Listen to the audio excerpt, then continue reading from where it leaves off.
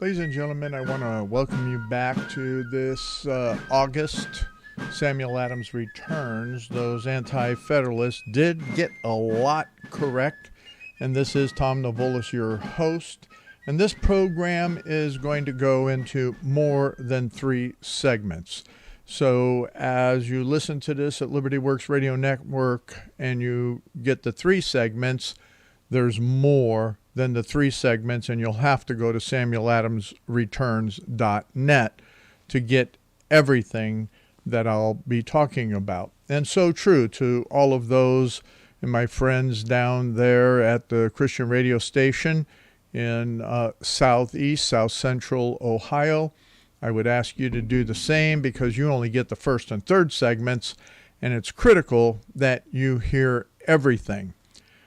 This week I'm talking about the Black Cloak Brigade, not the Black Regiment or the Black Robe Regiment, and I'll get more into that here in a little bit.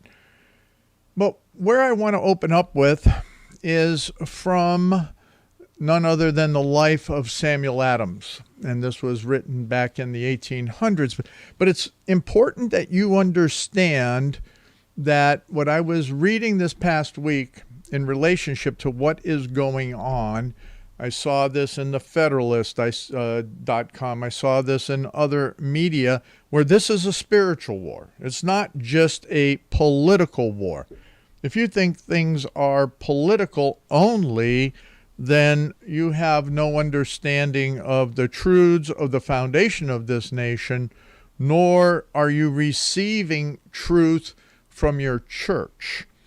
You're not receiving it, obviously, from the schools or higher education, the universities. They're never going to go down this path that we're talking about. But from the life of Samuel Adams, it's important to understand, as I quote here, that the higher level or the top of society during the founding era were the ministers. And I'm quoting here, is men often of fine force, ability, and education. No other such career as the ministry afforded was open in those days to ambitious men. Year by year, the best men of each Cambridge class went into the ministry, and the best of them were sifted out for the Boston pulpit. One of the exceptions being Samuel Adams, because he saw something else that he was called to, and I'm not quoting out of the writing right now, but it does come out later. Sam Adams was studying to be a minister, but his heart and his direction was taken in to full-time political office. Now, going back and reading on this in Samuel Adams, the likes that came into those pulpits was Jonathan Mayhew, Andrew Elliott, Samuel Cooper, Charles Chauncey, Mather Blythe. All were characters of mark, true to the Puritan standards generally as regards faith, eloquence in their office, friends, and advisors of the political leaders, themselves often political leaders, foremost in the public meetings and active in private. Very important. And the reason I bring that out is because as I get into the Black Cloak Regiment, we're seeing that the leftist pastors are the ones that are tied, again, politically, and have had such great influence that it has been destructive to this nation because they do not have the Puritan standards regarding faith, eloquence of their office, friends, and advisors. They're advisors to political leaders, but their advice is all demonic, left, woke. So let me continue back to the life of Samuel Adams for a few more moments, is that together with the ministers, the merchants were a class of influence. We're seeing that even today, that we have businesses, globalists in particular, are that great class of influence. And with the leftist ministers, they're again that great class of influence.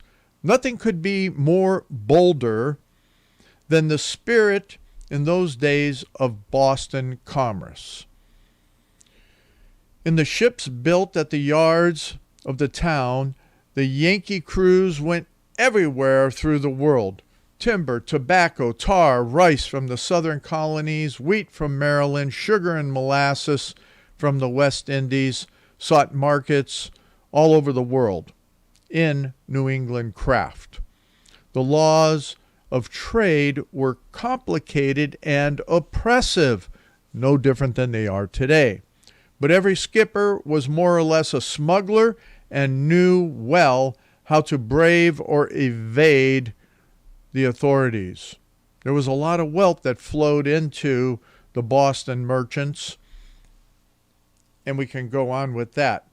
But the focal point of this week is what has gone on in relationship to what I'm calling is the Black Cloak Brigade. Now, what we have is that the third week of August in Chicago 24 was the predictable collection of the Demonic Nocturnal Congregation, DNC, established through decades of gaslighting by the Black Cloak Brigade, spawned prodigy. And you got to read the footnotes at Samuel Adams Returns to understand that definition of prodigy. This gathering is expected and has the expected results of 200 years of Unitarianism, Universalism, and the social gospel. In short, the pinnacle of perfect humanism. That's what we saw at the DNC, I guess you want to call it a convention. I call it the Cauldron Convocation. Perfect humanism.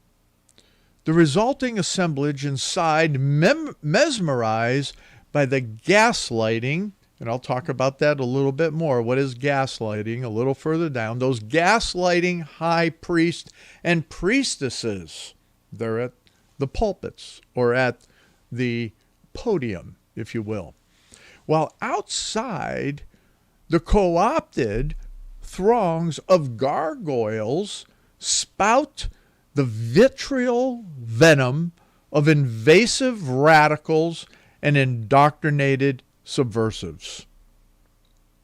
Do you have that? Do you understand that very clearly?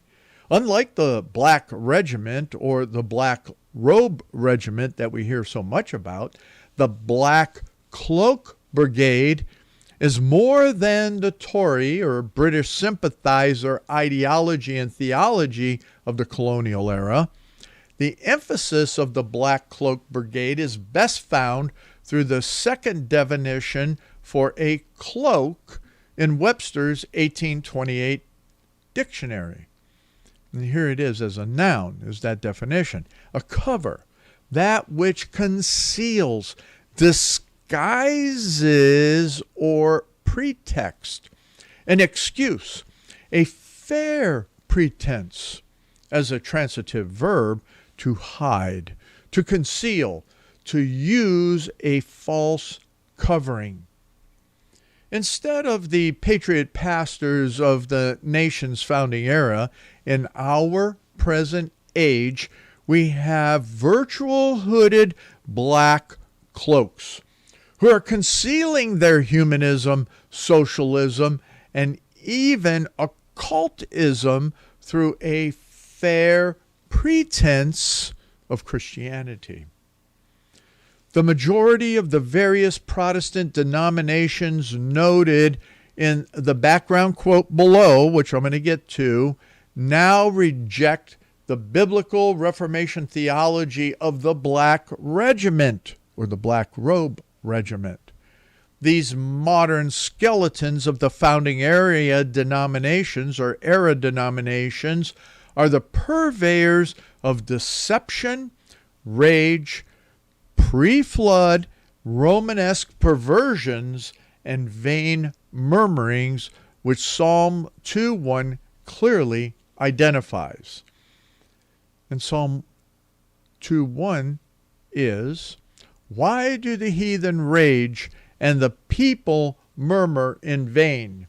And you have to look at the note that I have at SamuelAdamsReturns.net from the 1599 Geneva Bible. That's the references that I'm using. In other words, it isn't only the Gentiles or pagans reviling against God, but the so-called modern Christian church. Just to set the background a bit, and here it is, let me begin with the following quotes from the articles Patriots from the Pulpits at the American Pastors Network, and the link is there for you to follow. It was British sympathizer Peter Oliver who actually first used the name Black Regiment. He complained that such clergymen were invariably at the heart of the revolutionary disturbance. Mr. Oliver wrote, quote, "Mr. Otis, understanding the foibles of human nature, advanced one shrewd position which seldom fails to promote popular commotions, that it was necessary to secure the Black Regiment." End quote. Now, these were his words, and his meaning was to engage ye dissenting clergy on his side. Where better could he fly for aid than to the horns of the altar?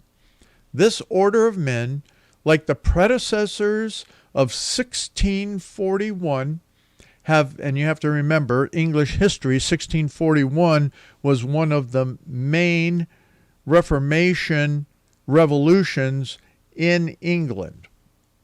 That's a history that many of you have no idea about. And so he's talking about, like their predecessors of 1641 have been unceasingly sounding the yell of rebellion in the ears of an ignorant and deluded people. So influential were the patriot pulpits of the colonial America that it was said by Prime Minister Horace Walpole in the British Parliament, quote, "Cousin America has run off with a Presbyterian parson," end quote. In fact, America's war for independence was also often referenced in Parliament as the Presbyterian Revolt. These patriot preachers were staunchly patriotic, seriously independent, and steadfastly courageous. They were found in almost all of the various Protestant denominations at that time: Baptists, Presbyterians, Congregational, Anglican, Lutheran, German Reformed, etc. That's the end of the quote from that article. What I want to bring you back to real quickly in this last minute is that if you remember how I opened there from the life of Samuel Adams, the influence of those pastors there during that founding era, that was most important. And so now, just a note that the political elite are modern Peter Olivers in that they consider the citizenry, you and I, an ignorant and deluded people. Remember, Sam Adams addresses this exact issue in his speech regarding the Declaration of Independence. But I digress here, but I will have that also up because I have that first section of that readily available that I will be recording it this week as well and getting that posted. Now, I can continue on, and this is going to conclude the first segment of what I have prepared here for you in the Black Cloak Brigade. So come on back for segment 2 as we'll continue with Samuel Adams Returns. Welcome back to this second segment of Samuel Adams Returns for the month of August. I want to let you know that, again, this program is going to go beyond the 3 segments that I normally do. And what's most important is that I am going to do the full extended 1738 sermon of Reverend John Weber. That is critical to what is going on in this program. And as I continue, is that, and I just want to let you know too, I'm going to mention that again in the 3rd segment, because there are those that don't get the 2nd segment, and I want to make sure that they understand that that sermon is going to be brought into modern time here at SamuelAdamsReturns.net. Now, the reality is that there are 2 key theological positions that differentiate the 1730s through the 1770s from our present Black Cloak Brigade, spiritual and national destroyers, because that's what they are. During those mid-1700s, Trinitarianism and postmillennialism were predominant theologies of hope and redemptive futurism. A core truth in Trinitarianism is that Jesus is the Christ. He reigns over heaven and earth, such that all governments are under his dominion. In his 1738 election sermon, Reverend John Webb covers both theological positions with, and this is just one of the many quotes that I'm going to be incorporating here, and in a word, the person who is the more immediate subject of this rule and government is the Lord Jesus Christ, as he is God and man united in one person. For it is not the Son of God, considered as God alone, nor the Son of Man, simply considered, that has this dignity and dominion given to him. For in the former sense, the Son of God, being equal with the Father, which is in Philippians 2:6, in all divine perfections, needs no delegated power from him, but has a natural right to exercise a universal and absolute sovereignty over all created beings. And in the latter sense, that is, if we consider Christ only as a man, he would be very unequal to the charge committed to him, for it is vastly too great, as we shall presently see, for any created being as such. And from hence it necessarily flows that it is and must be the Lord Jesus Christ, considered as God-man in one person, who has the government laid upon him. And therefore, he is spoken of in our context as partaking both in the human and divine natures. His human nature is plainly pointed out in these words, quote, "Unto us a child is born," end quote. For he could become a child and be born in no other way, but as he was made man. And when the prophets added, quote, "Unto us a son is given," end quote, this compared with the following character of his person does as plainly intimate that he is, quote, eternal Son of God, end quote, as well as the Son of Man. And agreeably, this same prophet does, in another place of his prophecies, describe them to us under the title and character of Emmanuel. Isaiah 7:14, quote, "Behold, a virgin shall conceive and bear a son, and shall call his name Emmanuel," which being interpreted is God with us, end quote. For this is the exposition which the Holy Ghost himself gives of the word in Matthew 1:23. And having said this concerning the person who administers the government spoken of in the text. Now I comment to this. It is therefore, as many ministers that have election sermons, which were many in that day, which did the election sermons, and noted that all laws must conform to the authority of Christ and not mankind's frivolity and ideologies, which they do in our present time. Look at all these crazy laws that are out there. How many of them conform anywhere near to anything in respect of Jesus Christ and how he is designed and has set government into motion?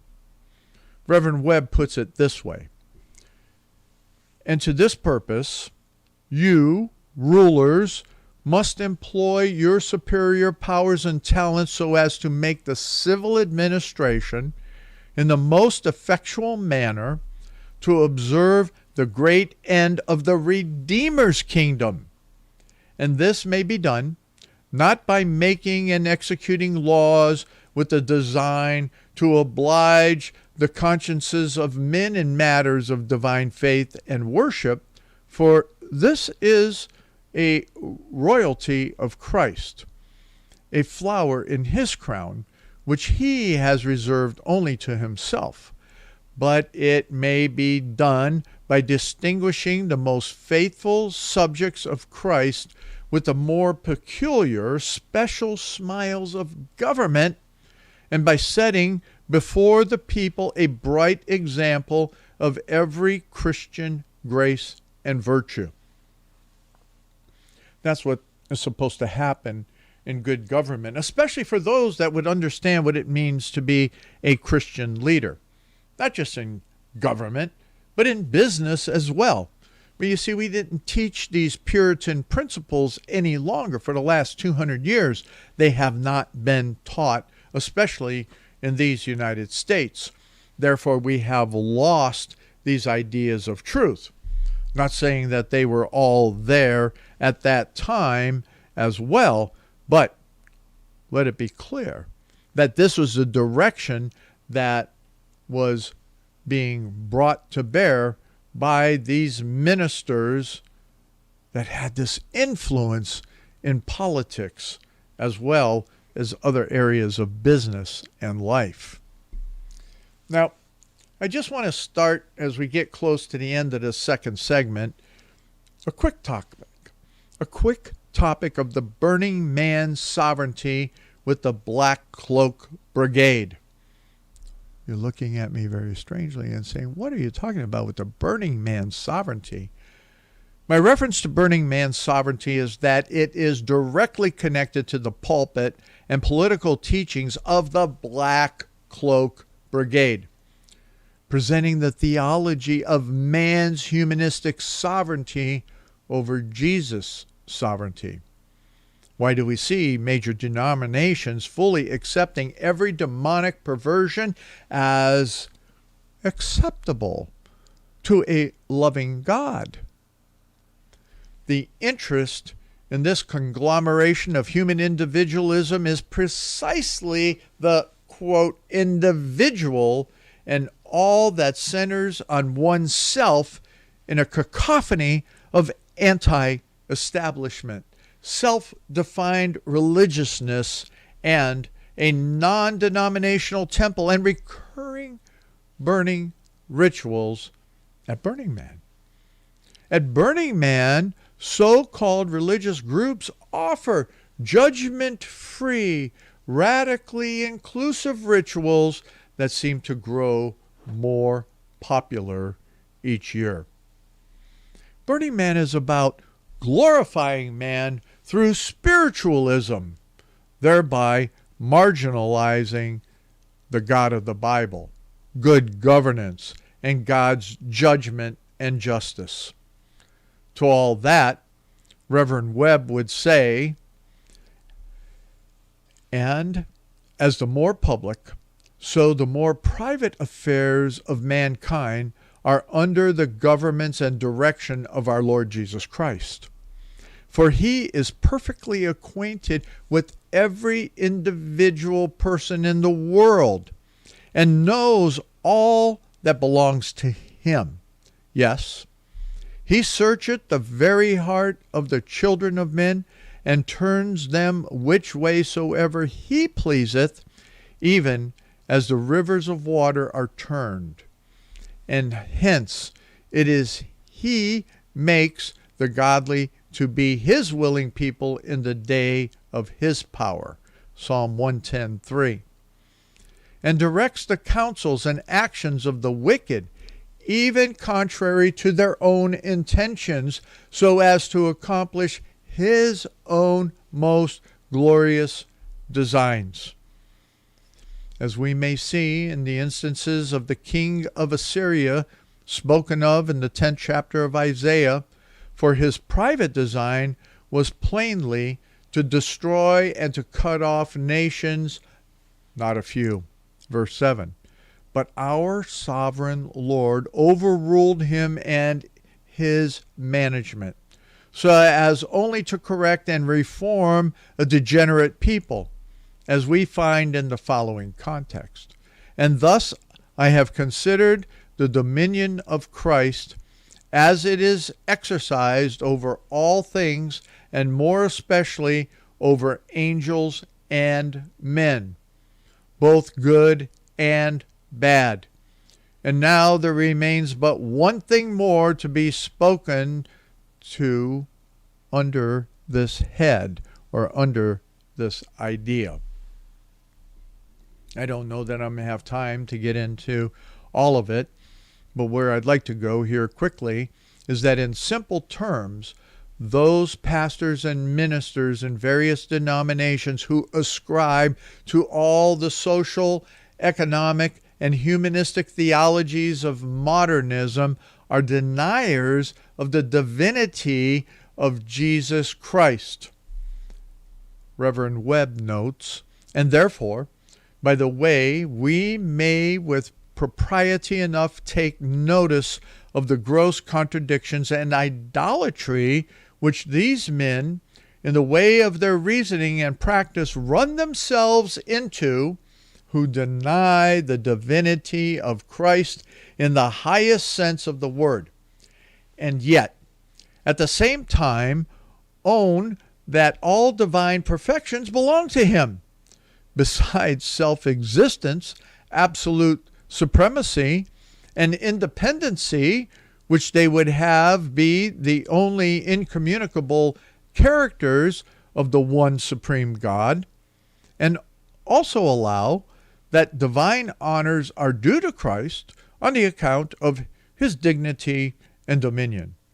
For when they deny his Godhead in an absolute sense, they, at best, make him a dignified creature, a creation. And this, in the nature of things, is to make him but an finite being. For to suppose an infinite creature is an infinite absurdity. The vast spectrum of modern culture, economic, and governance catastrophes is rendered down to not believing in the divinity and sovereignty of Jesus Christ. That's the crux of what is going on in our whole political affair. Ladies and gentlemen, as we take and we look at what is happening politically, there's no political salvation. The only salvation there is, and that which was all part of the founding era of this nation, was in the sovereignty and the salvation through Jesus Christ. That's it. There's nothing else. So come on back for the last segment of this program and more. Ladies and gentlemen, welcome back to the last segment of this program. Samuel Adams returns for August. This segment will actually not be the last segment, as I know that I'm not going to be able to conclude the last 4 pages of what I have to say here. And I want all of those who only get the first and third segment to know that this will be continuing on, and it'll be there on Rumble and YouTube, unless YouTube cuts it out, as it has been starting to cut out my programming. But it'll all be at SamuelAdamsReturns.net. And for those that have not heard, is that I will be taking and reading and bringing to our modern times the full 1738 sermon of Reverend John Webb, this Election Day sermon, which I'm quoting from in this particular program segments today. Now, in addition to that, I just want to announce that I do have the first of 3 portions of the speech that Samuel Adams gave regarding the Declaration of Independence, and I'll be recording that as well and making that available with that first segment. And then I will be and am working on that as a full analysis, which will be more in a book form for you to be able to get at some point in time. Now let's continue with the Black Cloak Brigade. That's what we have in our modern churches right now, is black cloaks that are hiding all of their humanism, hiding even their occultism, hiding their false theologies, and leading with their great influence, no different than the pastors did during the founding era, with wonderful influence, but our modern Black Cloak Brigades are leading the influence of hellions. So, sovereign in purpose. Reverend Webb makes sure that those elected to govern the region, as well as the appointed governor and lieutenant governor of Massachusetts colony, understand a world and universe governed by the sovereign King of heaven and earth. I have to make this comment. When you really sit down, and if you pay attention to the sermon that Reverend Webb preaches, hey, it's nationalism. It's Christian nationalism. You have to take that into account. But you don't want to. Most people don't want to. It is. It just absolutely is. So Webb is making sure that you understand that Jesus Christ isn't the king of just, some nebulous heaven. He is the sovereign king of heaven and earth. He claimed it at his ascension. Jesus Christ uses all of creation for his own purposes to advance the glory of his kingdom, now and forever.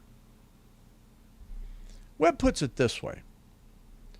As Jesus Christ upholds, so he actually overrules and directs all things, so as to answer the great end of their being. That is, so as to advance the glory of God in the winding up of all. And here I might fitly consider the influence he has over the natural world, or that which we usually call the ordinary course of nature. For, as this is part of God's providential kingdom, so it is necessarily falls under his general care and direction. And he makes use of all things in some way or other to subserve the main ends of his government. But as it is of greater concernment to us to consider the dominion of Christ over the moral world, over angels and men, both good and bad, I shall continue my discourse under this head to this part of Christ's government. And with that, I continue on. At this point, I must defer you to the full sermon of Reverend Webb, which I'll read in full after the program concludes. Why, you ask? Well, the remainder of the sermon fully describes Christ's sovereign mind and actions over all creation, such that many modern, truly biblical and reformed preachers are finding these truths again and preaching the true modern application of them. Much of this message given by Reverend Webb is one that we are now calling, what I said earlier, Christian nationalism. Yet in the 1700s, it was and still is the message of liberty, hope, and good government for humanity, all nations. Even these United States, inclusive of local governments, are in and under Jesus Christ's sovereignty. Now I take you from the very opening of the program. Gaslighting by the Black Cloak Brigade. Man, I'm so glad I have time to talk about this. As just noted beyond this program segment, I will be reading the complete 1738 sermon. But before I do that, I must finish with the most overused but relevant descriptor of our present age: gaslighting. I want to apply this word in context to the gaslighting Black Cloak Brigade. In this, you need to comprehend what gaslighting is and how it is being applied regarding politics, culture, and church. Let me start with the whole gender confusion, even at the 2024 DNC convention, or whatever you want to call it, with the gender neutral everything, including Islamist prayer rooms. I have a whole list of links there that I give to you to take a look at samueladamsreturns.net. But the fact, there is no gender confusion, but all who promote are gaslighting. Okay. I will stop from qualifying all these examples of gaslighting, which you can find here in the footnote, and define the word. So according to the Newport Institute article titled Identifying Gaslighting, Signs, Examples, and Seeking Help, here's what it is. Gaslighting is a form of psychological abuse or manipulation in which the abuser attempts to sow self-doubt and confusion in their victims' minds. You hear that all the time from the mainstream media and all of these leftists, these evils, these churches, these so-called Christians, these pastors who are not promoters of biblical Christianity. Typically, gaslighters are seeking to gain power and control over other person by distorting reality and forcing them to question their own judgment and intuition. Now here, the Black Cloak Brigade of pastors, religious leaders, and organizations are not the progeny of the First Great Awakening. They are the woke tools of what Reverend Webb describes as, and a quote from the sermon, and as the angels of light. So the powers of darkness, or the evil angels, are absolutely under the dominion of Christ. They are indeed the most powerful and implacable enemies he has to deal with.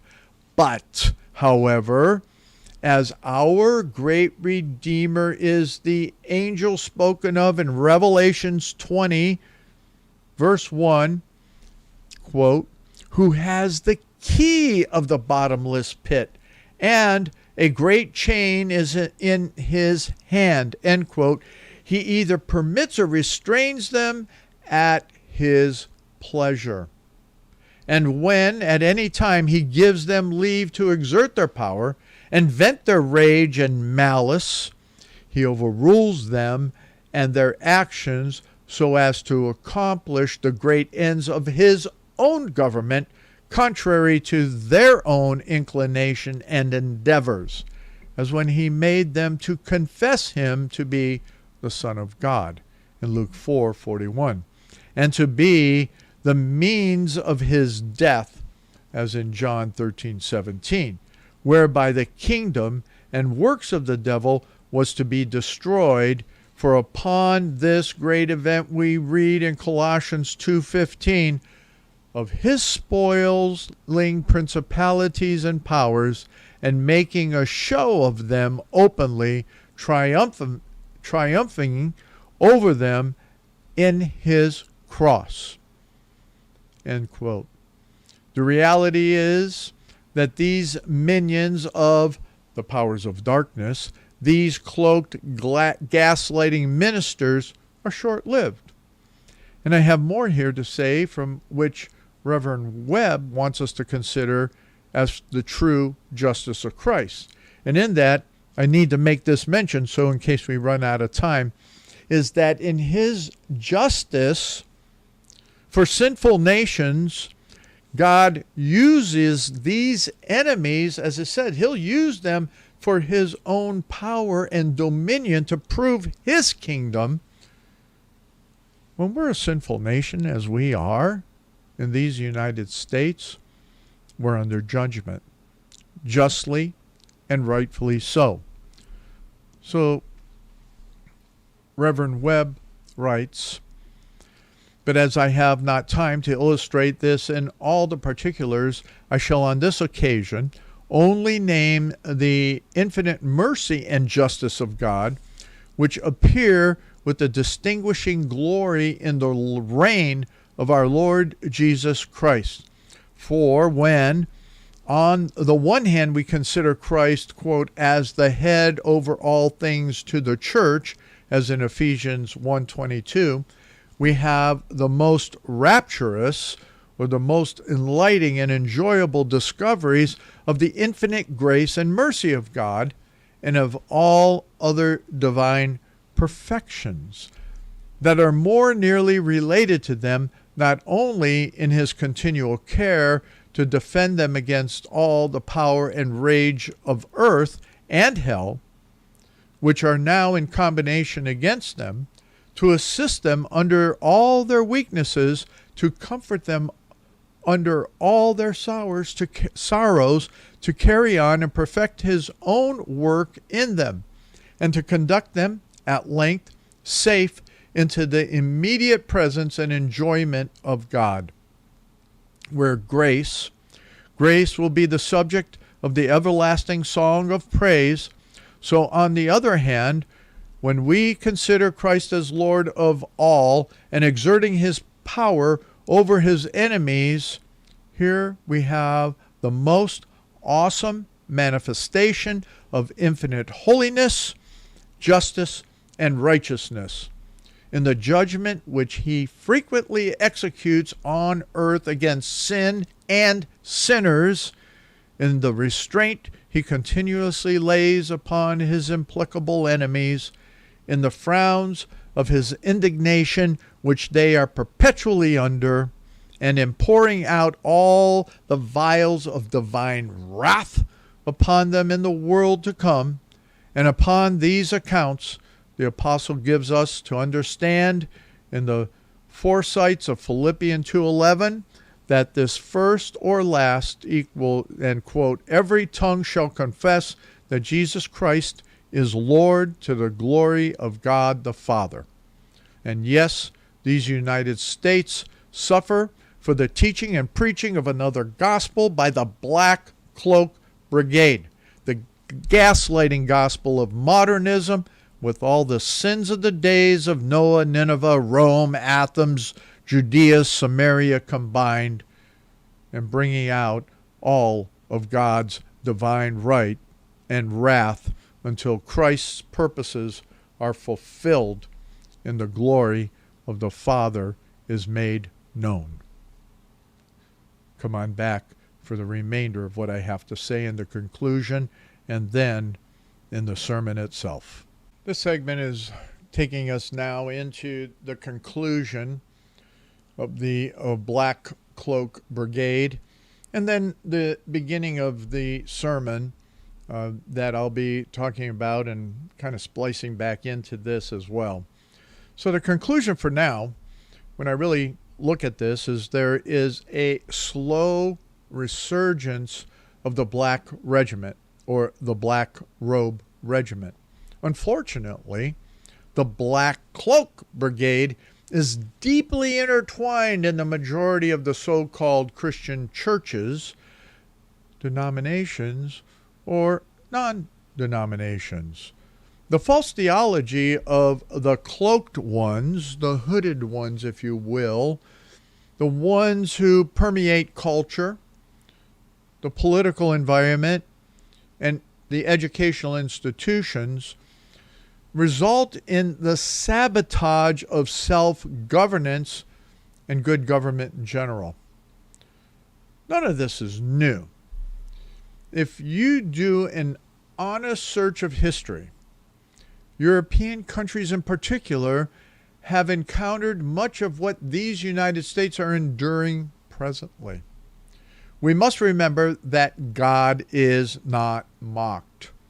In all creation, including every human being with our governments, is established by and for Jesus Christ's own purposes for the full glory of God.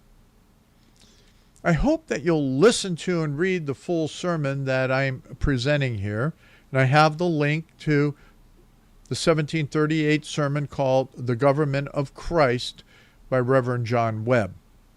This sermon is one that I hope pastors and church leaders will present and study with their congregations. It is critical for those in public service to understand that they are servants of the King of Kings and will be judged by him for their actions. Now, I'm going to ad lib from this moment on. I've been asked to speak again on the doctrine of the lesser magistrates, and Reverend Webb talks about the lesser magistrates, and we're going to get into that in the sermon, and you'll hear it there. But the key point is that public servants, those that are elected, and the bureaucrats especially, they're servants of the King of Kings. But we don't teach that from the pulpits anymore. That's not there. And because that's not being taught from the pulpits and hasn't been taught, and it's not taught in the institutions of education, then you do whatever you, in this case, damn well please. And you will be damned for doing what you please. The lesser magistrate, because of, as we will read, who has the authority established through Christ, and not as the divine right of a king, but as that servant, according to Romans 12 and 13, you have that right to stand against evil. But many don't. When those that I've helped understand what it means to look at that whole theology around Christian resistance, around what it means to stand up as a lesser magistrate, the magistrates take a look at them dumbfounded. Well, we don't know anything about that. We've never heard that in our churches. They've never heard this sermon from 1738. Well, you're going to in just a few moments. I'm going to go ahead and we're going to start the recording anew, and we'll splice it into this one. but you're looking at over 30 pages. So you better buckle up and get ready to either go to the link that's provided at samueladamsreturns.net for the government of Christ, the sermon, or spend the time listening to me and watching as I present that sermon for you to understand where it is in your relationship in government, self-government to start with. And then those that are either elected or appointed, that where you stand in relationship to carrying out the government of Christ. And what does that mean? Especially if you call yourself a Christian. If you say you're a believer in Jesus Christ, then shouldn't you carry out his will? Shouldn't you carry out his kingdom according to his purposes? Oh, you must understand, from that Puritan perspective, the Calvinistic perspective, as I said at the beginning of the program, Christ is in control. He did not leave the earth just spinning on its own, plop us down here and say, have at it. No. When the Old Testament and the prophets ended, Jesus Christ came, and he is intimately involved in all authority being given to him in heaven and on earth. He's not gone away. We've pushed him away, but he hasn't gone away. So with that, all of us who are politically active, our activism is not that we can do anything in and of ourselves to save our town, our county, our state, or the nation. We can't. It has to be within the context of Jesus Christ, the King of Kings, the Lord of Lords, and what does that mean for us to be carrying out his thoughts, his plans, his ideas of good government. And with that, I'm going to take a break, and I'm going to go ahead and begin the sermon, The Government of Christ in 1738.